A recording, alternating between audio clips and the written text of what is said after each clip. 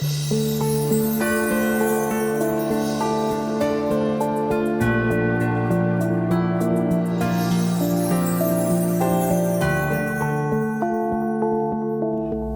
තස්ස භගවතු අරහතු සම්මා සම්බුද්දස්ස නමෝ තස්ස භගවතු අරහතු සම්මා සම්බුද්දස්ස නමෝ තස්ස භගවතු අරහතු සම්මා සම්බුද්දස්ස. Venerable Mahasangha, faithful devotees of Mindfulness Meditation Center, thank you very much for inviting me for today's Dhamma sermon.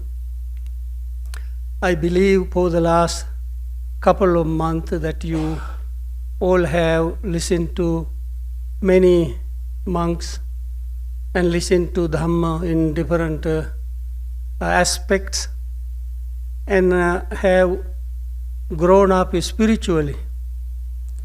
And every year in the rainy season, a special effort is made by the temple to give you this opportunity to learn the Dhamma. So, today my idea here to talk about is the craving. This is a word of tanha that you all are very familiar with. Mostly you don't really see this craving in yourself, but you have seen it in others, because that we are good at looking at other people's mind rather than looking at our own mind. Therefore, you always talk about somebody else craving or tanha instead of your own.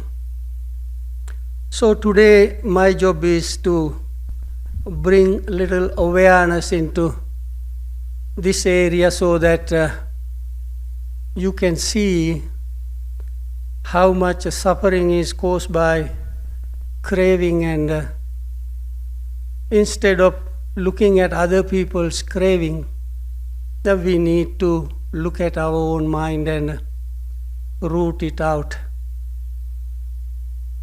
Craving is the second noble truth in the Buddhist teaching, the cause of the suffering, or the samudaya satya. When we look at it, it says a lot of things about the craving, because of the craving, how the suffering arises.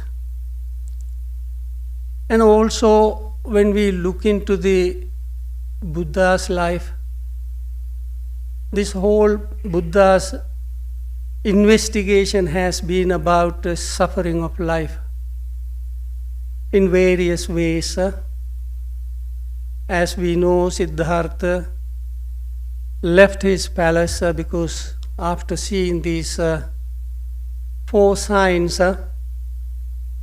a sick man, an old man, a dead body, and a monk. So these are the things that gave the Siddhartha to reflect on life. What is life? Why we go through these kind of things? Now you all also have been around for some time, and you probably have seen so many signs of these things, and still in your mind you may think, oh, they get old, they die, they get sick, but it's not me kind of. That's how we all basically think. But while we are thinking about it like that, we also experience the same suffering like everybody else. So, we need to have some sort of understanding how we're going to minimize this suffering. Certain, what we call this cause of the suffering, this tanha, which when we look at it, it has two aspects, you see.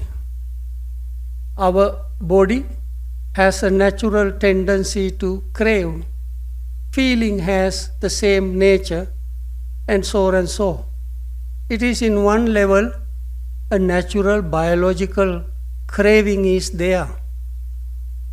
That is very normal, natural, but when we live without any awareness of it, without paying attention to it, this craving becomes my craving.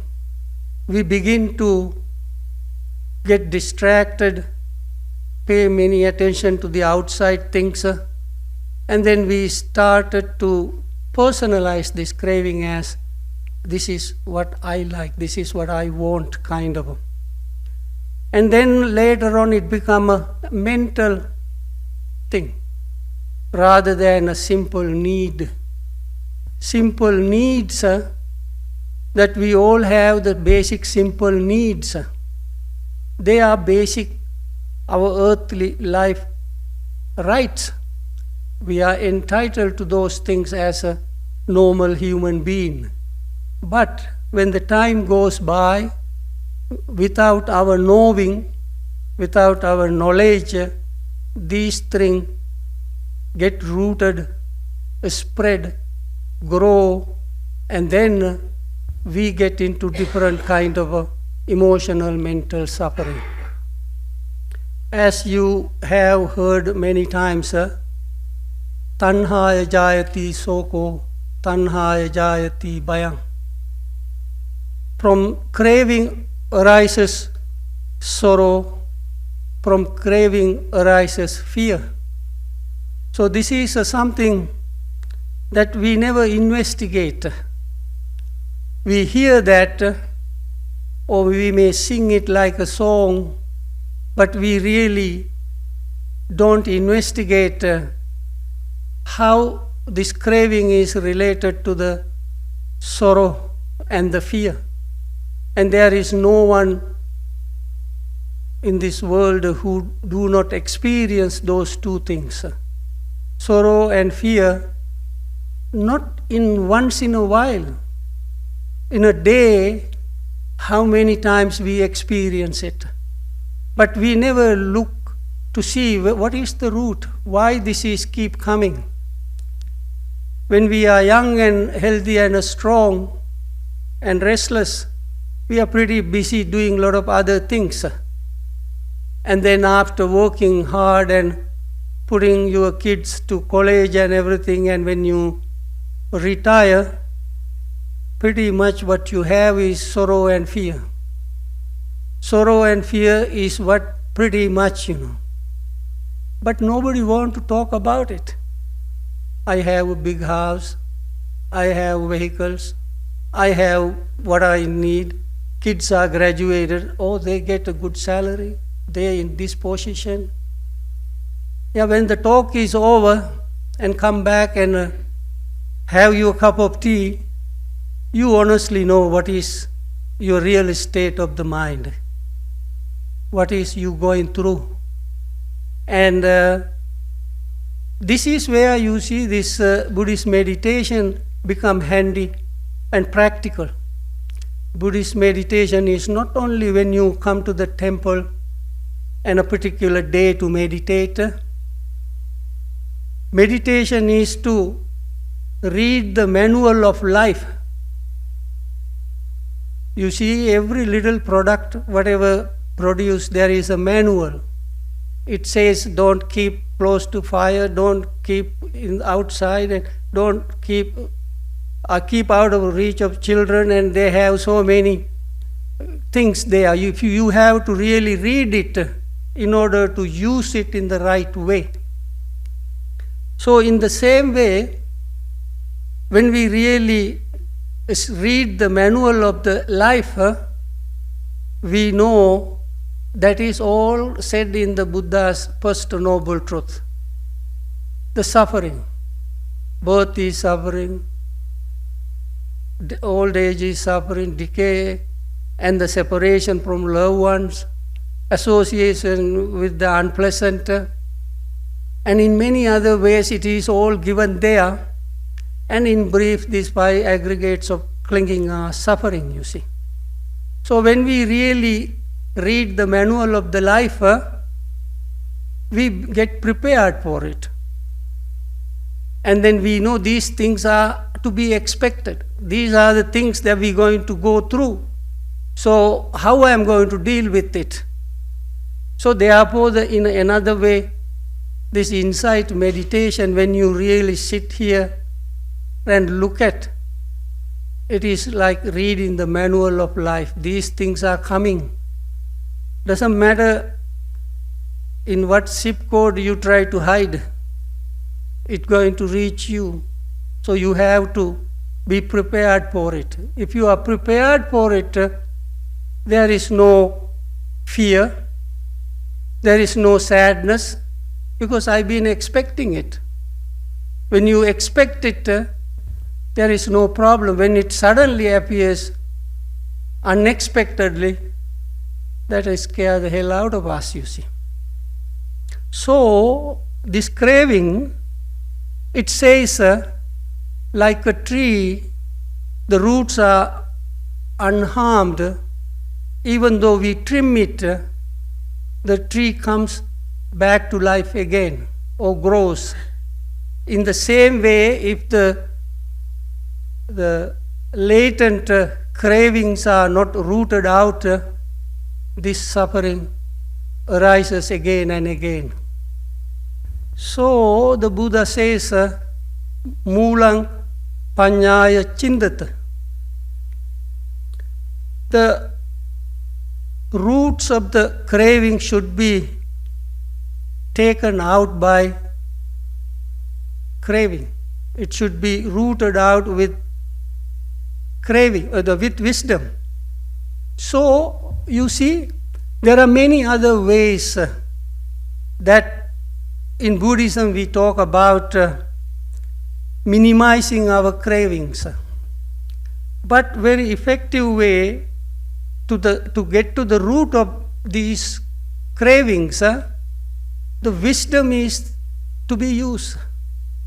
So then we have to understand what way we are going to use the wisdom to root out this root of this craving, you see.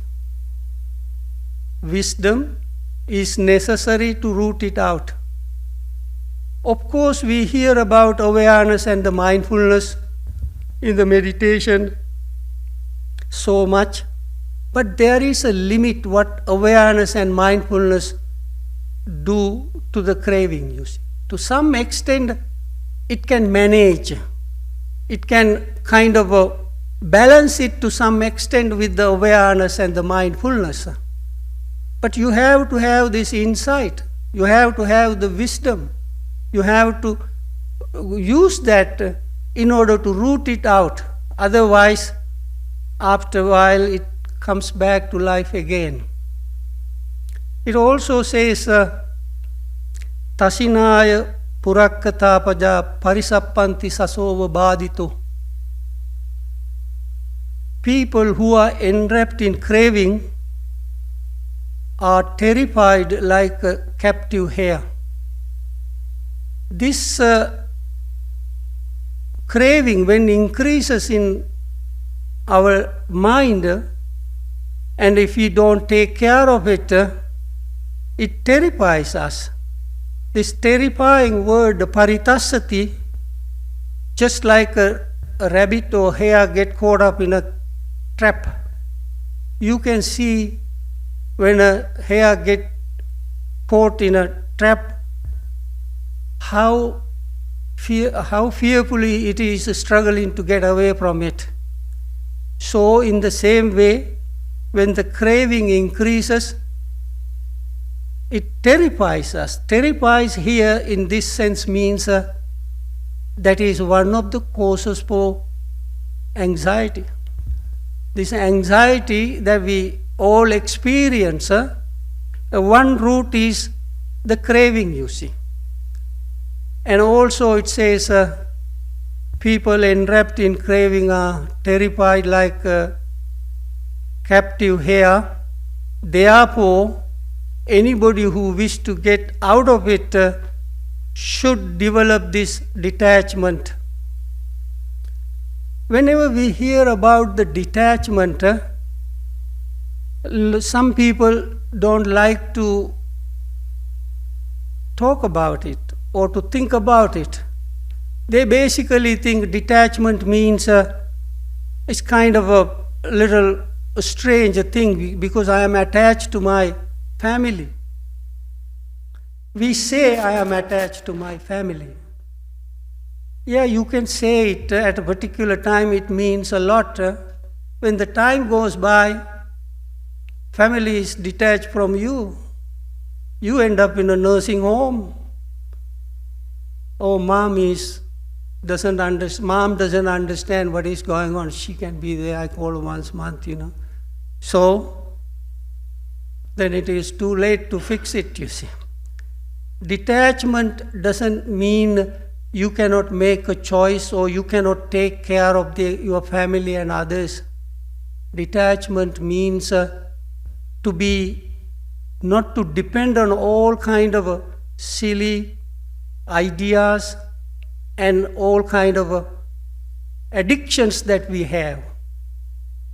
Without liberating ourselves from those addictions, there is no way we're going to experience some sort of inner peace and happiness.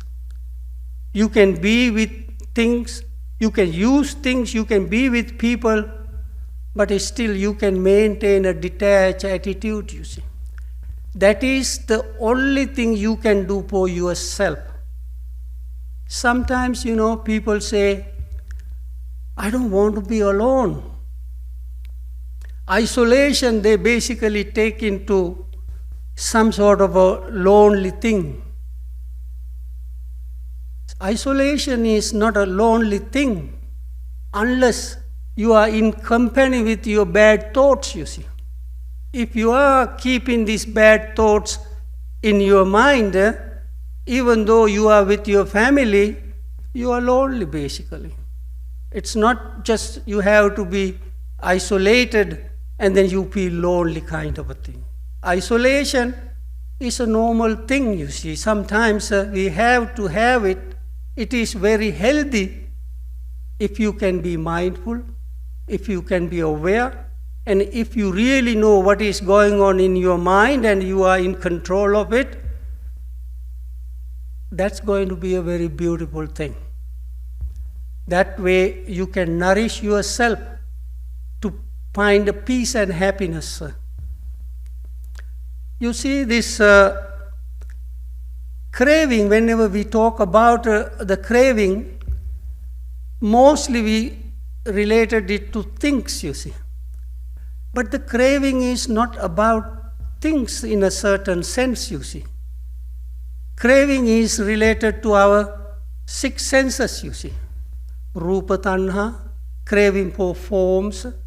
Saddha tanha, craving for sounds, odors, and so on and so. It comes in related to our six senses. And then the Dhamma tanha. Dhamma tanha doesn't mean craving for Buddha's teaching. Dhamma tanha means in our mind, ideas, opinions, views are there. And then it generates a particular craving for these ideas. Who I am, what I am. This kind of a concept, this kind of a norms that we develop become some sort of a craving thing, you see. And when these six places is where that we supposed to look to find the craving, you see. And mano loke piyarupang satarupang ettesa tanha upajamana upajati. Our mind, mano mind, when it begin to function, if it is pleasant, enticing, likable, agreeable, and this is where this craving arises. And where the craving supposed to cease? It's supposed to cease there too, you see.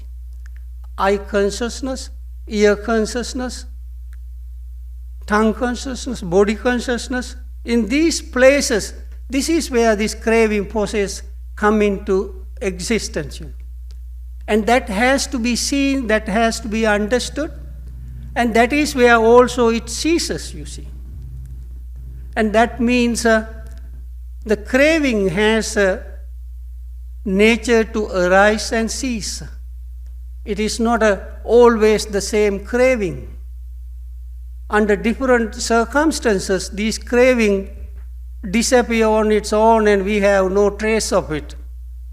If I ask you, what was your favorite dish 20 years ago?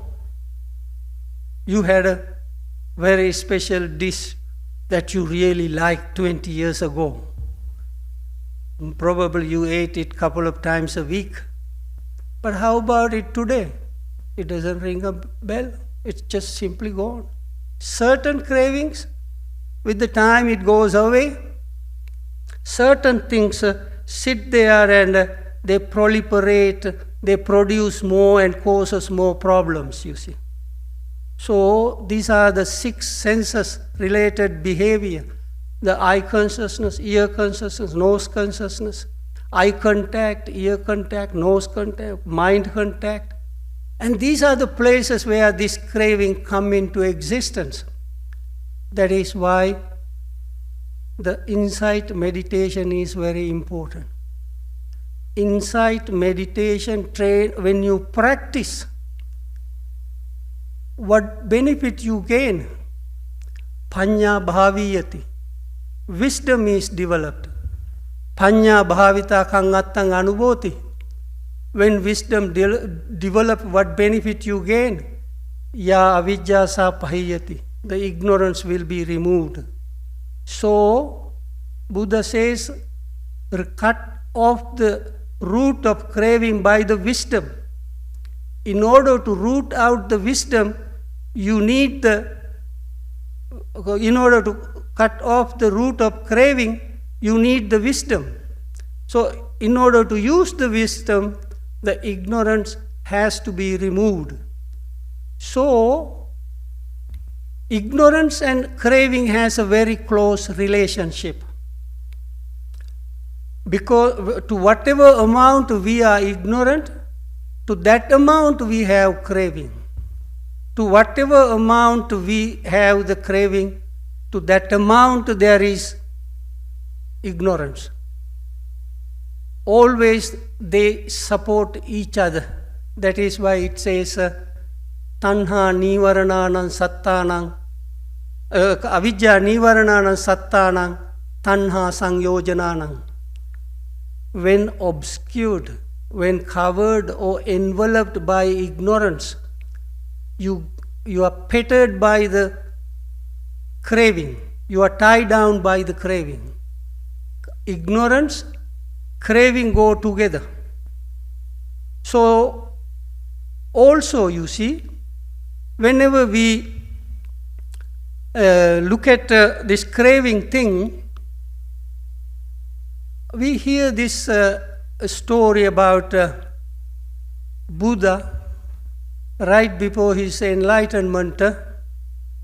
The Mara appeared in front of Buddha, and then the 3 daughters of Mara came and played, and they couldn't change the Buddha's mind or tempt Buddha, and then that is where that Buddha got enlightened. If you have seen the movie called Little Buddha, it's a very interesting movie made here in Hollywood. But the whole thing is not what important. In that movie, there is a little place where it shows about Buddha's enlightenment. Buddha is sitting under the tree by the river, meditating, and then suddenly a dark figure with long hair and big teeth and, like a devil, just immediately pop up from the water and grab the Buddha. And then the Buddha stays still, and there is it shows some kind of a struggle between Buddha and this evil figure assumed the Mara. And then these two keep struggling, and then a couple of minutes later, slowly this dark figure disappears, and another Buddha appears instead of that dark figure. And then the two Buddhas are there, and then that image also disappears, and then the Buddha simply sit in meditation posture. This Mara concept is nothing but our attachment to ourselves, our senses related attachment is what creating this whole problem for us, you see. We might say, oh, it is the president, or it is the party, or it is the neighbors, and we can go around and blaming everybody, you see. But our problems are within our own system. Due to our own ignorance and attachment, they have created here. Therefore, we have to understand that. At the same time, we also read from very young age in the school Dhammapasala, you see, the Buddha was there, and then these three daughters of the Mara came and play, dance, and they couldn't tempt the Buddha kind of thing. Sometimes these pictures are, very interesting for us, but the Westerners basically, don't take these things that seriously, because we hear about Mara, we hear about the three daughters, but we never hear about Mara's wife. We never hear about whether he had other children, you see. It's just simply for that moment it is mentioned. After that, we too, three daughters of Mara, where in the Victoria's Secret they came and danced in front of the Buddha, but nothing happened kind of a thing. We go like that. But these three daughters really don't exist, They are concepts. That is how our psyche works with the external world. Behind these attachments, how it works. This is how all the time these Mara's daughters are playing with us, with our six senses. If we really see that we all has to be prepared to deal with it. And it is a very important thing. The Mara doesn't exist outside. It's all our defilements, all our weaknesses, you see. Vitakka pamatitassa jantuno tibbaragassa subhanu passino biyo tanha pavaddati esako dalhang karonti bandhanam. It says, he who has become careless with his thoughts produce strong attachment. When this strong attachment is produced, Subhanupassino, his mind begins to seek pleasure from every possible thing he can come across with. Seeing, hearing, smelling, touching. Mind begins to seek pleasure from outside, thinking pleasurable things. This is also in another way in our normal life, that we always think, if I work hard, I may have a good retirement. You have to retire to find out whether you're going to have a good retirement, You work like a horse and believe, when I retire, everything is going to fine. And after your retirement, you think, I need another job, just to survive, you see. There are a lot of people who talk about it, you see.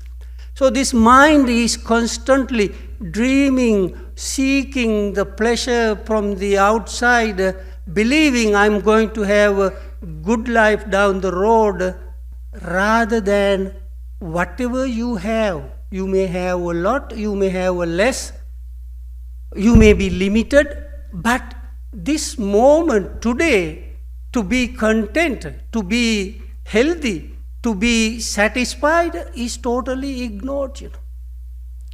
And that kind of a seeking when continues, biyo tanha pavaddati, the craving increases. And when the craving increases, esako dalhang karonti bandhanang, this become a very strong bond. You are tied down to that. It become a strong bond means you become addicted to that process, you see. Vitakka pamati tassa jantuno.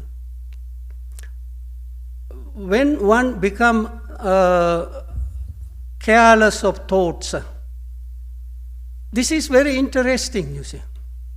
Because we meditate, we do all kind of things, mostly breathing in, breathing out, paying attention to feeling and all these things.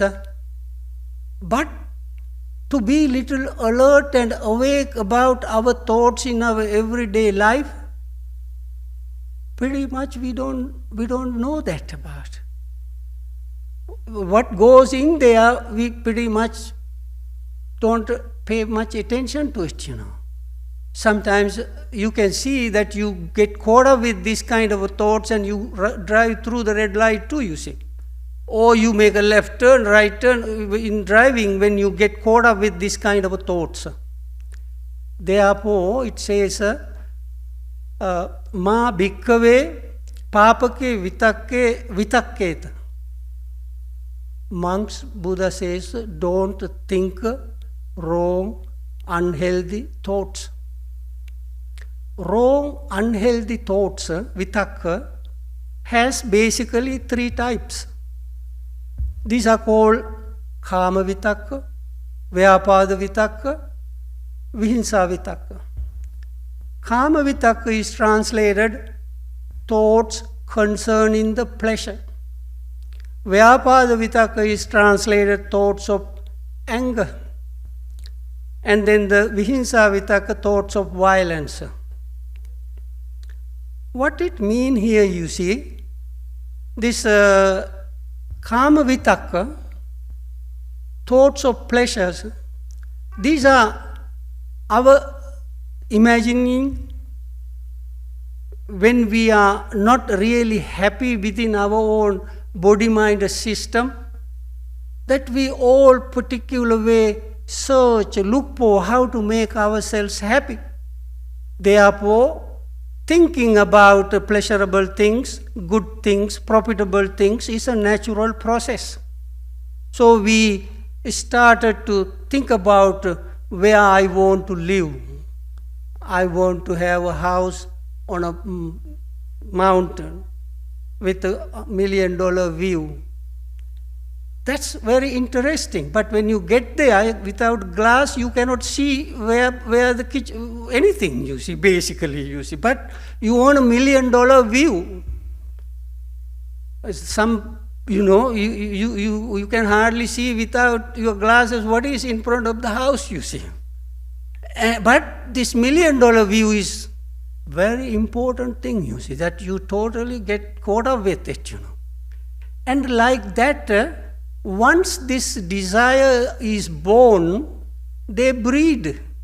They breed kama sanya, kama chanda, kama raga, and there are so many goes along with these pleasure-related things, you see. There are a bunch of words. It's a family, you know. They got a large family. They all come together, you see. Once these things get into our head, we pretty much live in our head. And then the noise in the head gets louder and louder every day. It easily won't slow down, you see. So you say, I didn't get good sleep last night, you see. What were you thinking about? All your stuff, desires you have, you see, they don't want you to sleep. They want you to keep imagining, keep dreaming, keep fantasizing, keep hoping. And these things is what, when get into the head, we call a fool's paradise. You basically live in the head, imagining all possible things. So then, without our knowing, these desires make a list, a long list of what I want, what I like, what are my favorite, and so and so. Everybody has it. They don't want to show it to the other person, but everybody got a long list of their desires in their head. Once we produce this kind of a list, what happens is, as I got my own list here, whatever I see doesn't go along with my list. Therefore, I just disregard it. What I am talking about is a particular behavior change when we have a list of desires in our head. We always don't value the other person who is close to us. Whatever the other person does, we just don't want to give them the credit because I am stuck with my own list, things I like. It is not to my stand. So their hairstyle is no good, not like mine, their dresses are not good, and you don't give them any kind of a credit. Sometimes you say this, but most of the time you keep noticing it. Oh, check it, oh, that doesn't go this. You keep noticing it in your own head. And then this develop, these things psychologically change our behaviors and moods. And therefore we develop some sort of a negative response to everything, you see. That you may have already seen. We also have to some extent it, but we try to correct it. But instead of seeing it in us, we see it mostly in others. Oh, that person is always negative, you see. No matter what I do, you got a negative comment, you know. That is because of that list in your head, you see. You never appreciate the other person. The person might do a whole lot for you, but you don't want to give real value to it, you see. You don't feel like giving because your own desires has created some sort of egoistic personality. I am the one got all the best list, and I got all the good stuff in my head. I got the standard, I know the art, I know this, but they don't kind of. Just imagine living with somebody like that.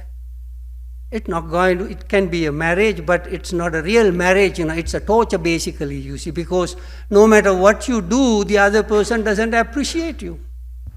Because they all live in their head. This is how these personality changes happens, you know. You see, the man or woman you married 20 years ago is not the same man or woman today, you see. They have all gone cuckoo and you don't know what happened, you see. I loved him enough, but you know, you can't really understand what happened to them. You didn't do anything wrong. You fed them paripu and all this, whatever, the same cooking, and you know, it should be fine, but it naturally gone something wrong. It's not your fault. They haven't been paying little attention to their head, therefore these kind of things has occurred. These kind of changes has happened because we obey the command of our mind. And then the thoughts of violence, you see. You can say, oh no, I'm not a good person, I don't do the violent thing. When the thoughts of desires are there, when the thoughts of ill will are there, you develop a particular character to be quick-tempered.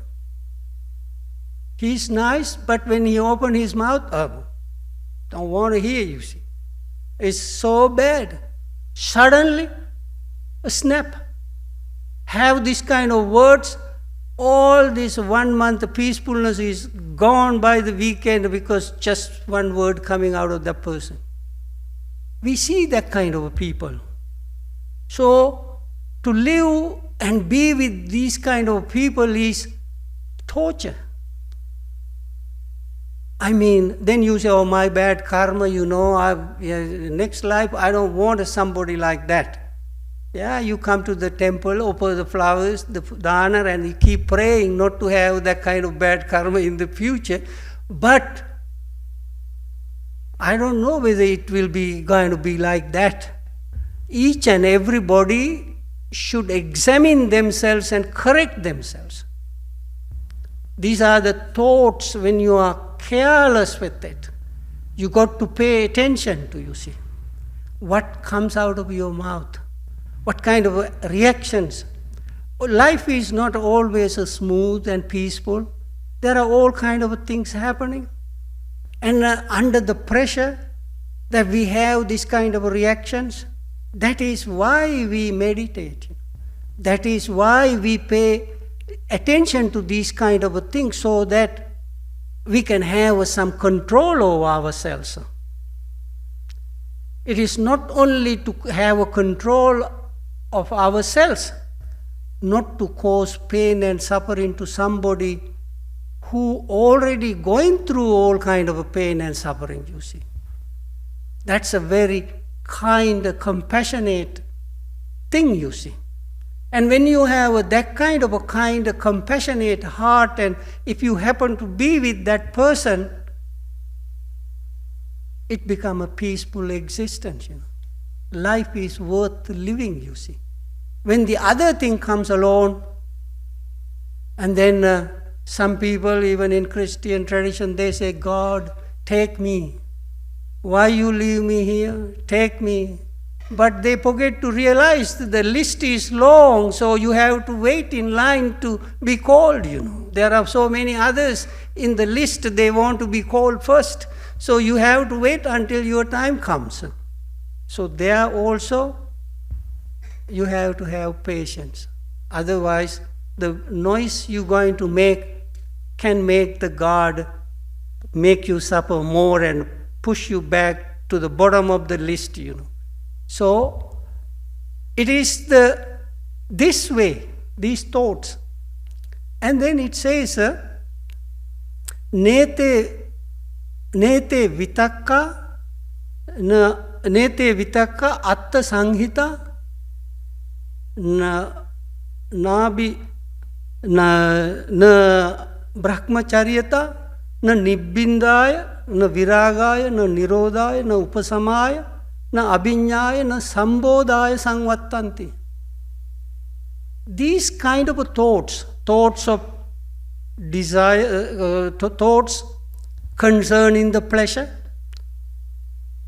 thoughts of ill will, thoughts of violence. These three kind of thoughts, if it dominates our life, if it is there, they never lead to atta sanghitaya. That means no matter how much they are there, it doesn't lead to some sort of a benefit for us. These kind of thoughts at any age, at any place, never lead to our own benefit, you see. A lot of people who have got into all kind of troubles because of these thoughts, you see. It doesn't help us. Therefore, that should be understood. These thoughts are not beneficial to us. Nadi brahmacharyata. That means these thoughts never lead to our spiritual life. This spiritual life means basically to live according to the Noble Eightfold Path. Living according to the Noble Eightfold Path means wisdom, morality, and the concentration. So that means these thoughts supposed to fix your head in the right way. That is where the wisdom. And then it's supposed to make you conduct in the right way. That is the morality basically means. These thoughts supposed to give you peace and happiness, but they don't because of the thoughts of desire, thoughts of ill will, thoughts of violence never bring the peace to the mind, you see. And nibbidaya, these thoughts never lead to the disenchantment. Nibbidaya, this word, in the old translations basically introduced as some sort of disgust, Disgusting. It is like sometimes we use kind of carelessly that word. Nibbindati means I'm kind of a depressed kind of a thing. It is not what this nibbindati means, Because it says something like this: tanhaya nibbindati, chakkusming nibbindati, manasming nibbindati. What it means basically, these thoughts of desire, thoughts of ill will, thoughts of violence never lead us to disenchantment. Disenchantment basically means not to get overly excited. Not to get overly excited. Because in life, you see, we always say, oh, I'm so excited. How long? It's just like your dog. When you come from work, he's so excited to see you. Once he gets its treats, he doesn't care about you. It's just the end of the story, basically. He is so excited, jumping and everything until you give it a treat. Once the treat is given, he just lie down and, that's the end of the thing. Leave you alone. So the excitement doesn't last very long, basically, you see. It's like champagne, and then it goes away. So these thoughts never lead to disenchantment. In life, whatever the situation is, we don't have to be so excited about it. In a balanced way too. Good days, bad days, we have to take in the same sense, Because the people that we celebrate birthdays are the people who die and we go to their funerals, you see. So, this is the reality of it. You have been to people's birthdays and you also have been to their funerals. So, you have to have this balanced attitude of accepting everything. It's not that exciting. That is what these vicissitudes of life should be accepted in a balanced way. These are necessary.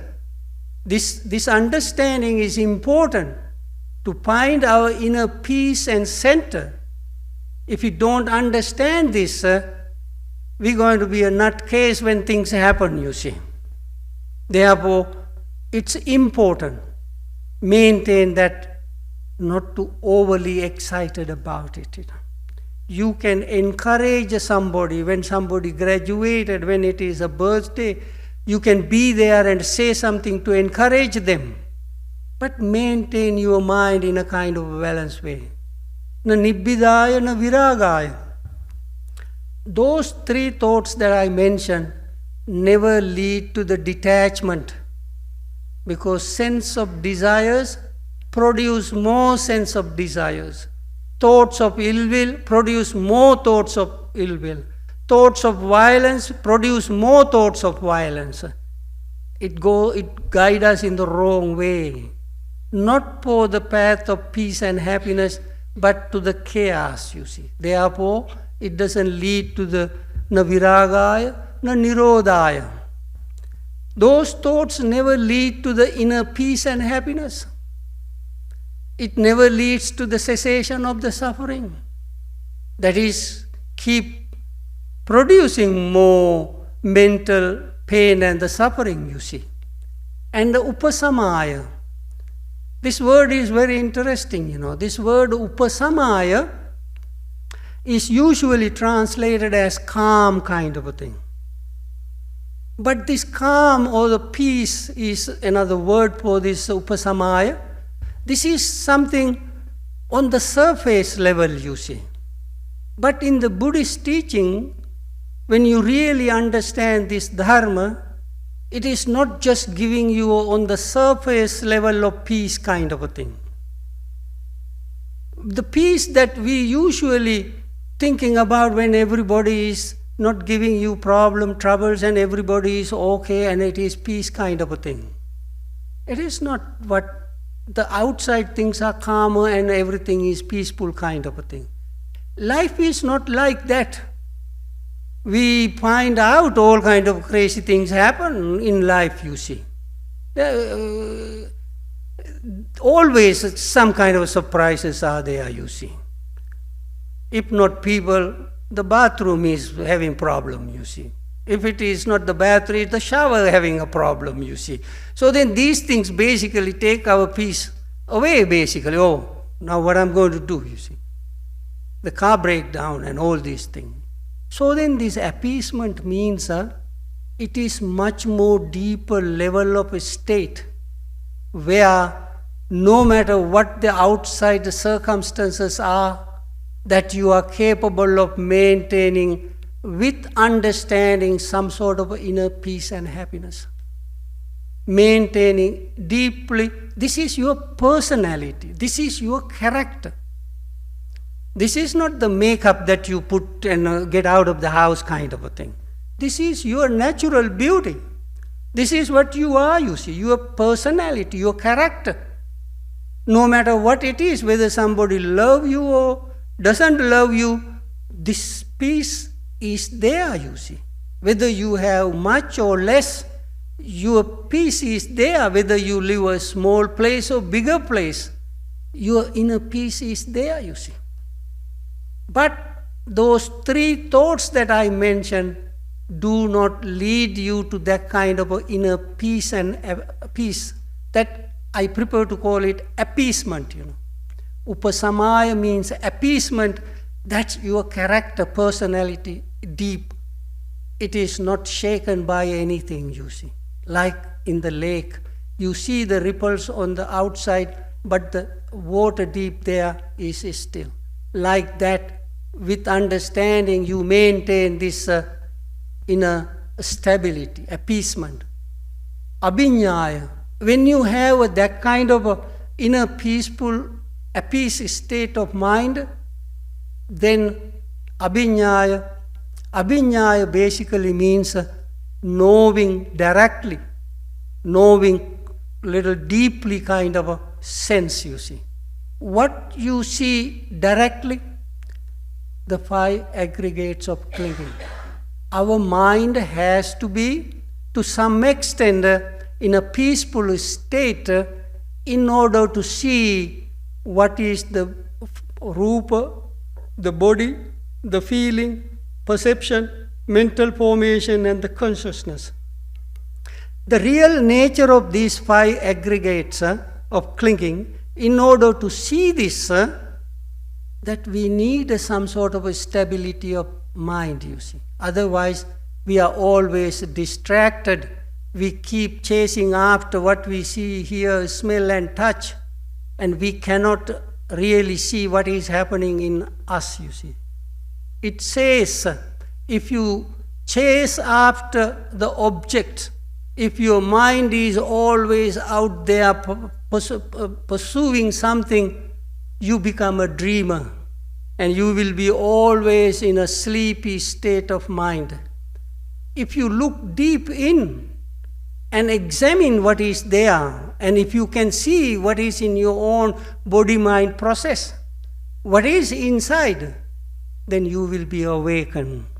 That is why meditation is not just simply sitting and going on trips thinking about all possible things I am imagining kind of. That does not awaken you.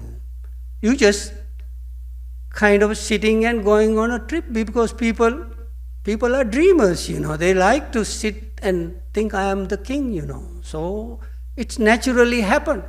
But that kind of imagination does not wake you up. doesn't awaken you. Abhiññāya, those three thoughts do not lead to abhiññāya for direct knowing, you see. And then these three thoughts do not lead to sambodhāya, to know what the problem is, to know what the cause of the problem, what the solution, and how to get to the solution. In another way of saying, see in the suffering, see in the cause of the suffering, see in the cessation, and see in the path leading to the cessation of the suffering. Those thoughts of desire, thoughts of ill will, thoughts of violence never guide you to understand the Four Noble Truths, you see. That is why you see even in the first Noble Truth it says, suffering must be realized, you see. But we mostly fail to understand and realize it, you see. We talk about it, but personally, really what this suffering is, we don't realize it because our mind is busy somewhere else, you see. And here goes 70 years, here goes 60 years, and then you just wake up, all your friends are gone, kids are having good time in different states and in different places and whatever. And then you wonder, what happened to me? And that is the most scary state of life to face. You have to face it alone. There is no a wife or husband or somebody else there to share that fear and the frustration.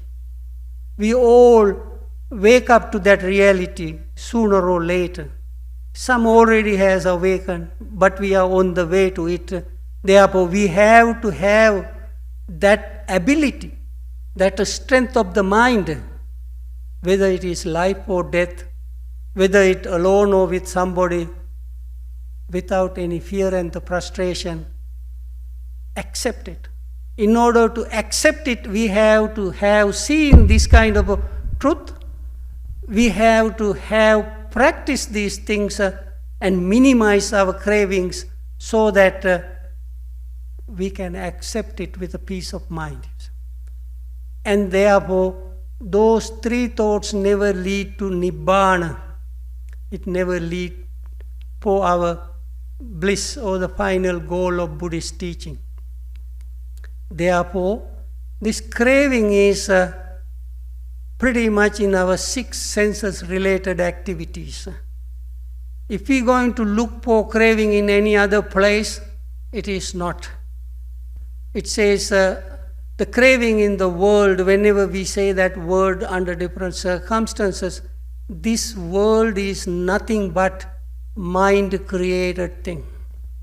In six senses related, we constantly created this world, and this is where we have to pay attention to see and understand this craving.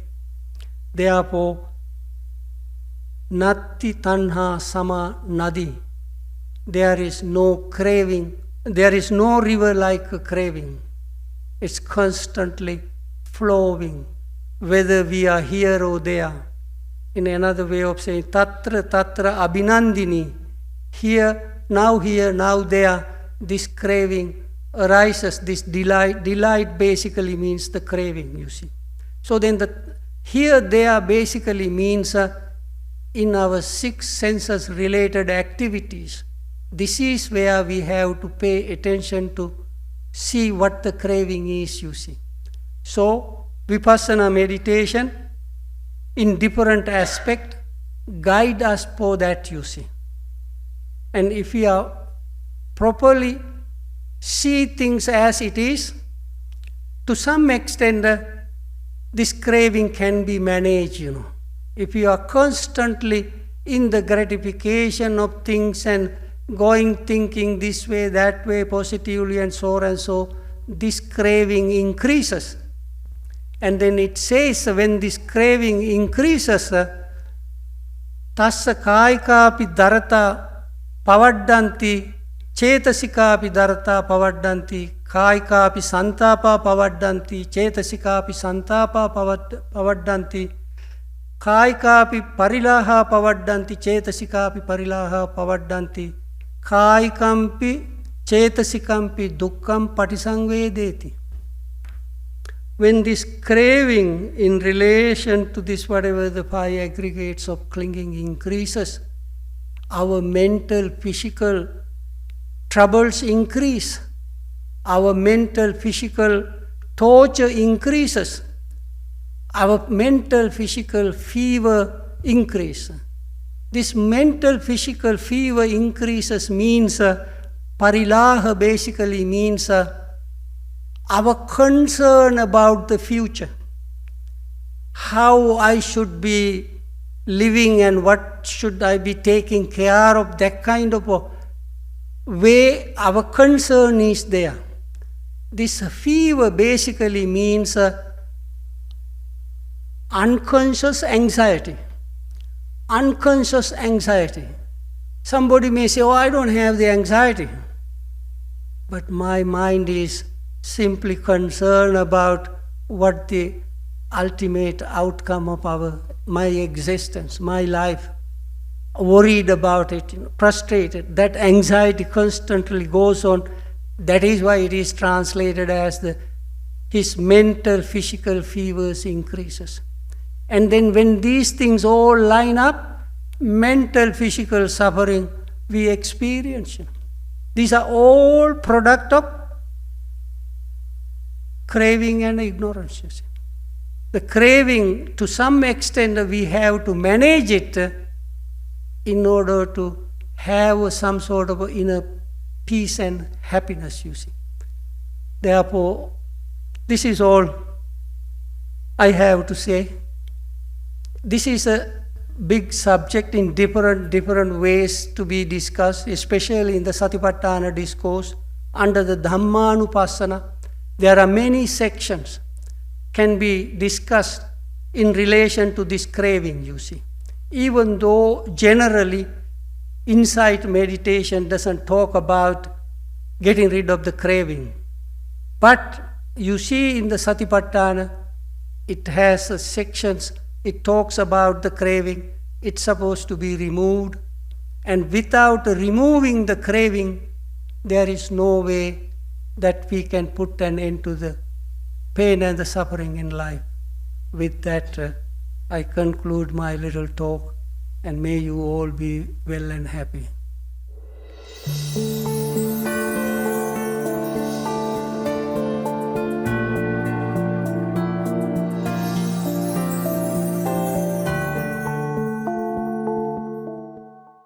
Subscribe to MMC TV USA on YouTube. Follow us on Facebook, Instagram and TikTok.